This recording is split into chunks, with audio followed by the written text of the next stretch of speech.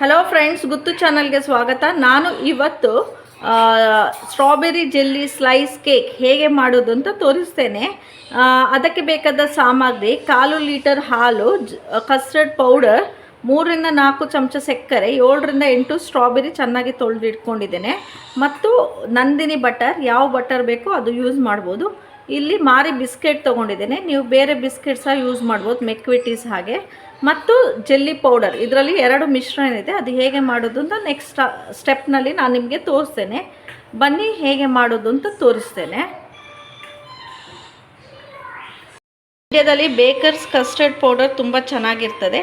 ಆದಷ್ಟು ಇದೇ ಹುಡುಕ್ಲಿಕ್ಕೆ ಟ್ರೈ ಮಾಡಿ, ಸಿಗಲಿಲ್ಲ ಅಂದರೆ ಬೇರೆ ಕಂಪನಿದು ಸಹ ನಡೀತದೆ. ವೀಕ್ ಫೀಲ್ಡು ಜೆಲ್ಲಿ ಪೌಡರ್ ಸಹ ತುಂಬ ಚೆನ್ನಾಗಿರ್ತದೆ ಇಂಡಿಯಾ ಬ್ರ್ಯಾಂಡ್ಸಲ್ಲಿ. ಸಿಕ್ಕಿದರೆ ಇದೇ ಆದಷ್ಟು ಯೂಸ್ ಮಾಡ್ಲಿಕ್ಕೆ ಟ್ರೈ ಮಾಡಿ, ಸಿಗಲಿಲ್ಲ ಅಂದರೆ ಬೇರೆ ಸಹ ತಗೋ. ಇಷ್ಟು ಬಟರ್ ತೊಗೊಂಡಿದ್ದೇನೆ, ಇದನ್ನು ಮೆಲ್ಟ್ ಮಾಡ್ಕೊಂಡು ಬರ್ತೇನೆ. ಈ ಜಾರಿಗೆ ಈ ಮಾರಿ ಬಿಸ್ಕೆಟ್ನನ್ನು ಹಾಕ್ಕೊಳ್ತೇನೆ. 5ರಿಂದ 6 ಮಾರಿ ಬಿಸ್ಕೆಟ್ ತೊಗೊಂಡಿದ್ದೇನೆ. ಇದನ್ನು ಚೆನ್ನಾಗಿ ಪೌಡ್ರ್ ಮಾಡಿ ಬರ್ತೇನೆ. ಬಟರು ಚೆನ್ನಾಗಿ ಮೆಲ್ಟ್ ಆಗಿದೆ, ಹಾಗೆ ಮಾರಿ ಬಿಸ್ಕೆಟ್ ಸಹ ಚೆನ್ನಾಗಿ ಪೌಡರ್ ಆಗಿದೆ. ನೆಕ್ಸ್ಟ್ ಸ್ಟೆಪ್ ಹೇಗೆ ಅಂತ ತೋರಿಸ್ತೇನೆ. ನೋಡಿ, ಇಲ್ಲಿ ಬೌಲಿಗೆ ಮಾರಿ ಬಿಸ್ಕೆಟ್ ಪೌಡ್ರ್ ಹಾಕ್ಕೊಂಡಿದ್ದೇನೆ, ಮತ್ತು ಮೆಲ್ಟೆಡ್ ಗೀ ಎಷ್ಟು ಬೇಕೋ ಅಷ್ಟು ಪ್ರಮಾಣಕ್ಕೆ ಹಾಕ್ಕೊಂಡು ಚೆನ್ನಾಗಿ ಮಿಕ್ಸ್ ಮಾಡ್ಕೊಳ್ಳಿ. ಇದು ಜಸ್ಟ್ ಬೈಂಡಿಗೋಸ್ಕರ, ಇಷ್ಟು ಸಾಕು ಅಂತ ನೆನೆಸ್ಕೊಳ್ತೇನೆ ನಾನು.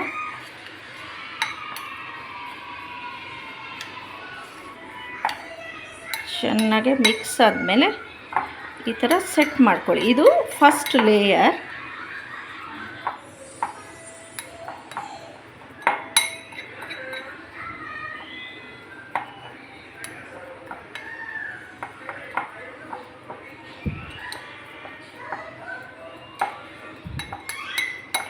Strawberry slice jelly slice cake ಇದು ಫಸ್ಟ್ ಲೇಯರ್.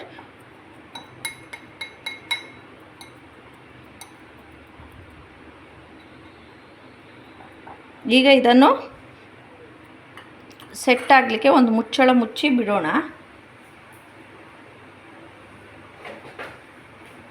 ಈ ಥರ ಟೈಟಿದು ಮುಚ್ಚಳವನ್ನು ಮುಚ್ಚಿ ಫ್ರೀಝರಲ್ಲಿ ಒಂದು 20ರಿಂದ 25 ನಿಮಿಷ ಕಾಲ ಬಿಡಿ. ಈಗ ಇದು ನೆಕ್ಸ್ಟ್ ಸ್ಟೆಪ್. ಹಾಲು ಕುದಿಲಿಕ್ಕೆ ಇಟ್ಟಿದ್ದೇನೆ, ಇದಕ್ಕೆ ಕಸ್ಟರ್ಡ್ ಪೌಡರ್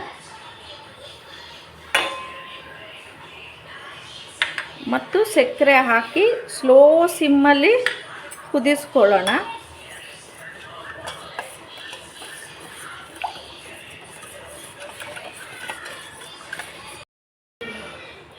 ಬಿಸಿ ಹಾಲಿಗೆ ಯಾವತ್ತೂ ಕಸ್ಟರ್ಡ್ ಪೌಡರ್ ಹಾಕ್ಲಿಕ್ಕೆ ಹೋಗಬೇಡಿ, ಗಂಟಾಗ್ತದೆ. ಅರ್ಧಂಬರ್ಧ ಬೇಯ್ದು ಚೆನ್ನಾಗಿರಲ್ಲ, ಗಂಟು ಸಿಕ್ಕಿದರೆ. ಇದು ನಾನು ಹಸಿ ಹಾಲಿಗೆ ಕಸ್ಟರ್ಡ್ ಪೌಡರ್ ಮತ್ತು ಸಕ್ಕರೆ ಹಾಕಿ ಕುದಿಸ್ಕೊಳ್ತಿದ್ದೇನೆ. ಅಂದರೆ ಫುಲ್ಲು ಗ್ಯಾಸ್ ಕಂಪ್ಲೀಟ್ ಸಿಮ್ಮಲ್ಲಿಟ್ಟು ಕುದಿಸಿ, ಇಲ್ಲಾಂದರೆ ತಳ ಹಿಡಿತದೆ. ಮತ್ತು ಕೈ ಆಡಿಸ್ತಾನೆ ಇರಿ. ಹೀಗೆ ಬಿಸಿ ಹಾಲಿಗೆ ಹಾಕಬೇಕಂತ ಇದ್ದರೂ ಸಹ ಕಸ್ಟರ್ಡ್ ಪೌಡರನ್ನು ನೀರಿನೊಟ್ಟು ಅಥವಾ ಹಾಲಿನ ಜೊತೆಗೆ ಮಿಕ್ಸ್ ಮಾಡಿ ಮತ್ತೆ ಹಾಲಿಗೆ ಹಾಕಿ.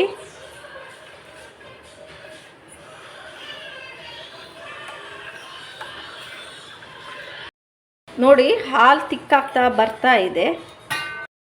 ಇದು ಆಯಿತು. ಕನ್ಸಿಸ್ಟೆನ್ಸಿ ಹೀಗೆ ಇರಬೇಕು. ಇದು ತಣ್ಣಗಾಗುವಾಗ ಇನ್ನೂ ತಿಕ್ಕಾಗ್ತದೆ, ಮತ್ತು ಸ್ಟೌವಲ್ಲಿ ಇಳಿಸುವವರೆಗೂ ಕೈ ಆಡಿಸ್ತಾನೇ ಇರಬೇಕು, ಇಲ್ಲದೆ ತಲೆ ಹಿಡಿತದೆ. ಈಗ ತಣ್ಣಗಾದ ಮೇಲೆ ಹೇಗೆ ಮಾಡೋದು ಅಂತ ತೋರಿಸ್ತೇನೆ. ಸ್ಟ್ರಾಬೆರಿ ಈ ಥರ ಕಟ್ ಮಾಡ್ಕೊಳ್ಬೇಕು. ಫೈನಲ್ ಕಟ್ ಮಾಡ್ಕೊಂಡು ಒಂದು ಸೈಡಲ್ಲಿ ಇಟ್ಕೊಳ್ತೇನೆ. ನೋಡಿ, ತಣ್ಣಗಾದ್ಮೇಲೆ ಇಷ್ಟು ದಪ್ಪ ಆಗ್ತದೆ. ಇದು ಪರ್ಫೆಕ್ಟ್ ಕನ್ಸಿಸ್ಟೆನ್ಸಿ. ಹೇಗೆ ಮಾಡೋದು ಅಂತ ತೋರಿಸ್ತೇನೆ ನೋಡಿ. ನೋಡಿ, ಇದು ಸಹ 25 ನಿಮಿಷ ಆದಮೇಲೆ ಸೆಟ್ ಆಗಿದೆ. ಈಗ ಇದ್ರ ಮೇಲೆ ಕಸ್ಟರ್ಡ್ ಮಿಶ್ರಣವನ್ನು ಹಾಕ್ಕೊಳ್ಳೋಣ. ಈವನ್ ಆಗಿ ಹಾಕ್ಕೊಳ್ಳಿ.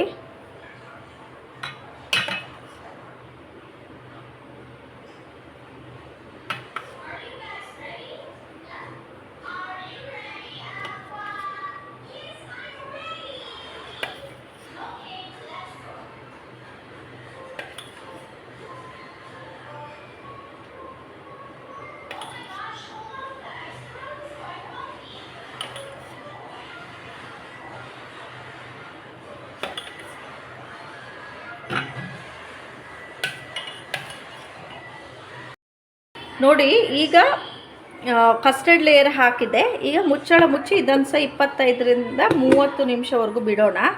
ನೆಕ್ಸ್ಟ್ ಸ್ಟೆಪ್ ಹೇಗೆ ಮಾಡೋದು ಅಂತ ತೋರಿಸ್ತೇನೆ. ಈಗ ಇಲ್ಲಿ 2 ಗ್ಲಾಸು ನೀರು ತೊಗೊಂಡಿದ್ದೇನೆ ಜೆಲ್ಲಿಗೆ. ಗೊತ್ತಾಗಲಿಲ್ಲ ಅಂದರೆ ಜೆಲ್ಲಿ ಪೌಡರ್ ಹಿಂದ್ಗಡೆ ಇನ್ಸ್ಟ್ರಕ್ಷನ್ಸ್ ಇರ್ತದೆ, ಅದ್ರ ಪ್ರಕಾರ ಮಾಡ್ಕೊಂಡೋಗಿ. ಇಲ್ಲಿ 1 ಮಿಕ್ಸರ್ ಹಾಕ್ಕೊಳ್ತಾ ಇದ್ದೇನೆ.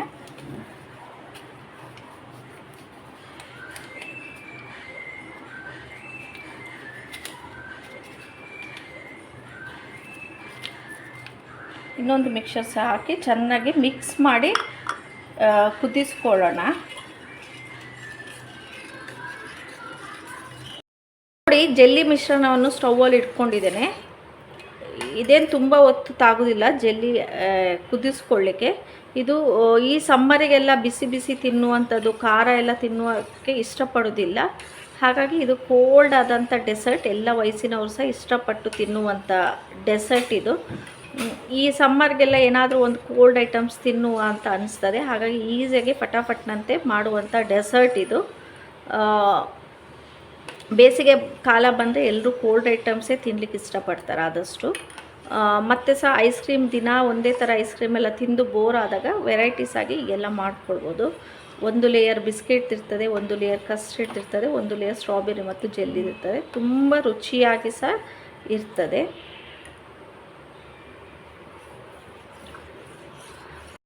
ಬಬಲ್ಸ್ ಬರಲಿಕ್ಕೆ ಶುರು ಆಯಿತು, ಆಲ್ಮೋಸ್ಟ್ ಆಗ್ತಾ ಬಂತು. ಮತ್ತು ಇದು ತಣ್ಣಗಾದ ನಂತರ ಫ್ರಿಜ್ಜಲ್ಲಿ ಇಡಬೇಕು.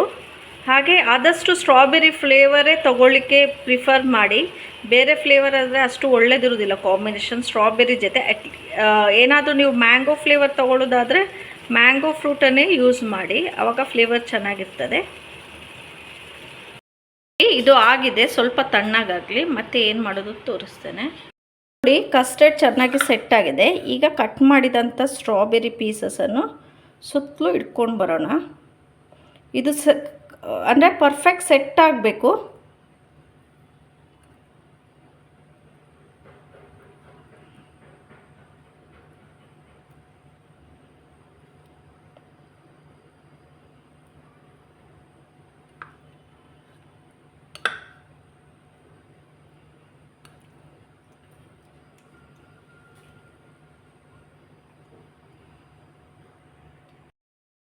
ಈಗ ಈ ಥರ ಸೆಟ್ ಮಾಡಿಕೊಂಡು ಇದ್ರ ಮೇಲೆ ಜೆಲ್ಲಿ ಹಾಕ್ಕೊಂಡು ಬನ್ನಿ.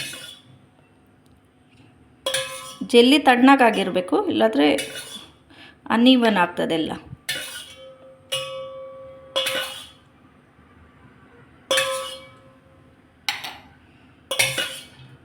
ಈವನಾಗಿ ಸ್ಪ್ರೆಡ್ ಮಾಡ್ಕೊಳ್ಳಿ.